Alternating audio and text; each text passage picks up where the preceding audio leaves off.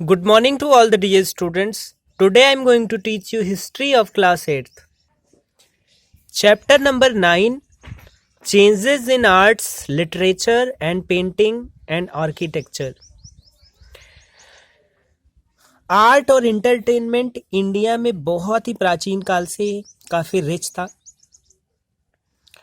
India में कई स्वदेशी आप कह सकते हैं कल्चर थे। आर्ट इंडिया में पहले से ही painting, sculpture, architecture, literature, music, dance और सिनेमा बहुत पहले से ही प्रचलित था। लेकिन जैसे जैसे ये इंडियन अंग्रेज़ों के इन्फ्लुएंस में आए, उनकी जो गोथिक और रोमन स्टाइल थी वो भी उससे भी इंडियन स्टाइल जो थी वो भी काफ़ी प्रभावित हुई। Major developments in sphere of literature में भी, यानी आप कह सकते हैं साहित्य में भी भारत के बहुत सारे परिवर्तन आए। 19वीं और 20वीं शताब्दी में कई सारे इंडियन लिटरेचर में कई सारे परिवर्तन देखने को मिले। नॉवेल यानी जिसको हम उपन्यास कहते हैं, ये इंडियन में भी काफ़ी, इंडियंस के बीच में भी काफ़ी प्रसिद्ध हुआ। कई तरीके से मिथोलॉजी, रिलीजन और रूलर्स जो थे, इन्होंने इस पे भी, पॉलिटिकल इशू पर भी ध्यान दिया। ऑथर्स एंड देयर वर्क्स, कुछ लेखक और उनकी कृतियाँ। बंगाली लिटरेचर काफ़ी प्रसिद्ध हुआ या उसका काफ़ी उद्भव हुआ और उसमें कई सारे ऑथर्स थे यानी लेखक थे।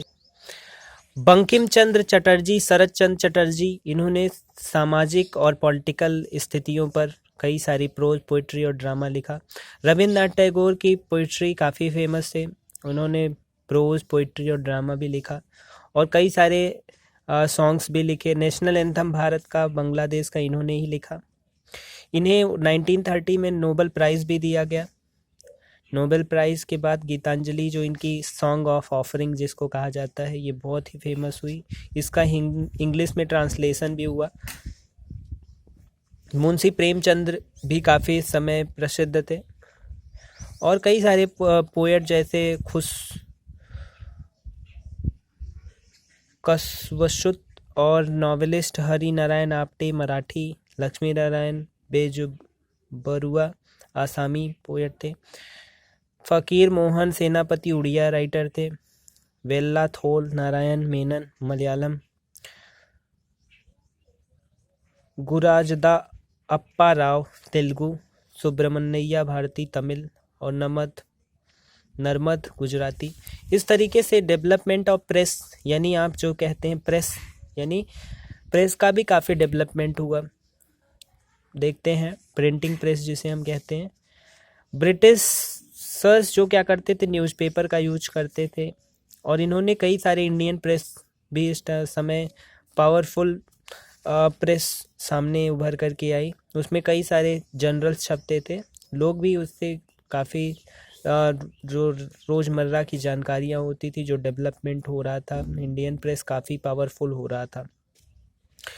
कुछ न्यूज़पेपर और उनके जर्नलिस्ट थे जैसे Kesari, Mahratta, Bal Gangadhar Tilak, Hindu, G Subramania Iyer, Indian Mirror, N Sen, Amrita Bazar Patrika, SK. Ghosh and Motilal Ghosh, young India, Mahatma Gandhi, voice of India, Dadabhai Naoroji. Development in film making यानी भारत में जो फिल्म का उदय किस तरीके से हुआ, किस तरीके से फिल्में बनाई जाती थी। भारत की पहली फिल्म थी राजा हरिश्चंद्र, 1913 में आई, जो कि एक साइलेंट फिल्म थी और ये दादा साहब फाल्के द्वारा प्रोड्यूस की गई थी और इंडियन कल्चर की ये बहुत ही पुरानी, आप कह सकते हैं सबसे पुरानी को ग्रैंड ओल्ड मैन थे इंडियन सिनेमा के। फिर इंडियन ईरानी और देसरी ईरानी ने आलम आरा फिल्म को क्या किया, 14 मार्च 1931 में इसको बनाया और साउंड टेक्नोलॉजी एडवांस की गई और इस तरीके से इंडियन म्यूजिक भी काफ़ी आगे आई, जैसे इंद्र सभा, देवी देवयानी और कई सारे सॉन्ग और डांस इंडियन फिल्म में आए। कई सारी स्टूडियो चेन्नई, कोलकाता और मुंबई में बनाई गई। देवदास जैसे एक फिल्म थी जिसको काफ़ी सक्सेस मिला। फिर बॉम्बे टाकीज़ आई 1934 में प्रभात स्टूडियो पुणे से, और इसका प्रोडक्शन मराठी लैंग्वेज में हुआ था। 1940 का समय ऐसा था कि जिसमें कई सारी फीचर फिल्में रिलीज़ की गई, जिसमें महबूब खान, गुरुदत्त, राज कपूर, बसु चटर्जी, हरिकेश मुखर्जी और कई सारे अदर फिल्म मेकर्स थे जिन्होंने हिंदी सिनेमा को एक नई पहचान दिलाई। और इसी तरीके से कई सारे एक्सपेरिमेंट भी किए गए। बंगाली फिल्म मेकर सत्यजीत रे, ऋत्विक घटक और मृणाल सेन भी काफ़ी फेमस हुए। इंडियन आर्ट में किस तरीके के चेंजेस आए, किस तरीके के परिवर्तन देखने को मिले, भारतीय आर्ट में किस तरीके का परिवर्तन हुआ। जैसे ही जैसे मुगल काल का पतन हुआ, कई सारे पेंटर्स और पेट्रोनेज थे जिन्होंने हिमालय के हिलों पर रहना शुरू किया, और उन्होंने एक अपनी नई शैली का, जिसको पहाड़ी शैली कहा जाता है, पहाड़ी स्कूल भी कहा जाता है, कांगड़ा में स्टार्ट हुआ। और ये क्या था, इंडियन आर्ट में काफ़ी अपना कलरफुल पेंटिंग ये लोग करते थे, और इन्होंने रंगों का बहुत अच्छा तरीके से प्रयोग किया था। नेचुरल कलर्स का यूज करते थे ये लोग, और ख़ासकर ये हर लोगों के दैनिक जीवन में विश्वास करते थे। और इनकी पेंटिंग को मिनिएचर पेंटिंग भी कहा जाता है।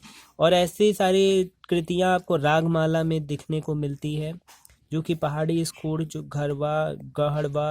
गढ़वाल और गुलेर और बसोली की कलाकृतियों को झलक इसमें देखने को मिलता है।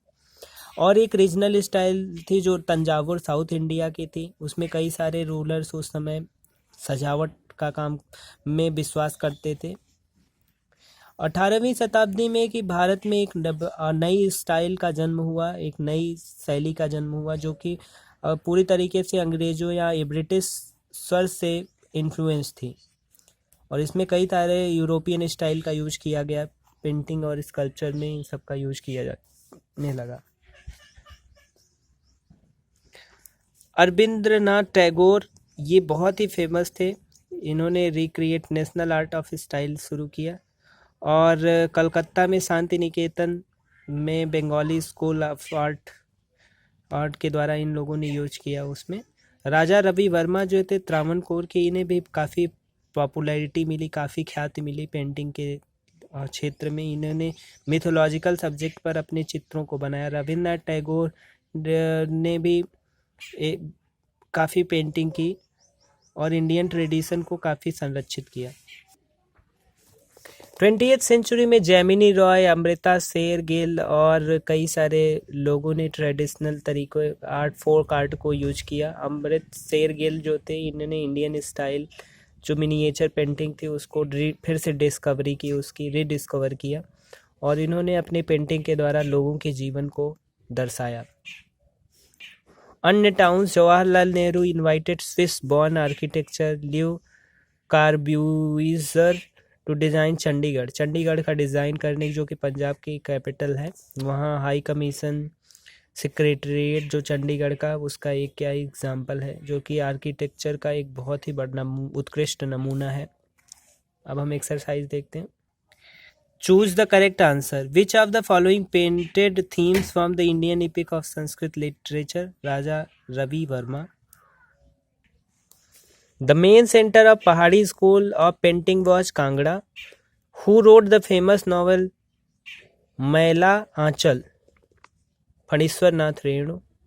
The Indian literature in 20th century changed the old traditions and conventions. तो यहाँ changed लिखना है। Alam Ara, the first Indian taking film, was released on 14th March 1931. The Pahadi School of Painting mirror the image of everyday life. Fort St. George was built in 1639. अब आपको ये fill in the blanks करना है। Parallel cinema was started by some filmmakers and as an experiment. Second number, Rabindranath Tagore won the Nobel Prize for Gitanjali. Abanindranath Tagore consciously tried to create national art style. Next, fourth number है, Rajabai tower was built by Sir George Gilbert. True false बताना है। Munshi Premchand address social issue in simple language, true है। The Indian Mirror newspaper was started by BG Tilak, गलत है, false है। Rabindranath Tagore tried to revive the Indian classical tradition of painting, true है। The Prince of Wales Museum is a UNESCO World Heritage Site, false है। इसी के साथ ये chapter complete होता है। Thank you so much.